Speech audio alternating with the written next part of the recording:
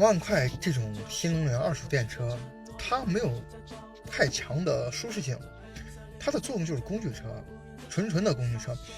你可以用它接这种顺风车、小拉出行、4轮小件这种活儿，平常用它带个步是完全没有问题的。然后你用它接这种单，它能把你从 A 点送到 B 点，这就是它最大的用处。不要指望它能给你带来多强的舒适性，只是说你用它不会出太大问题。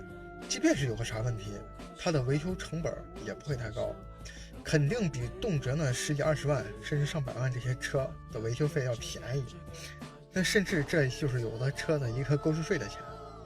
你想，你宝爸宝妈带娃买个菜，完全够了。在城市里面来说，就是像这种工具车真的是无敌般的存在。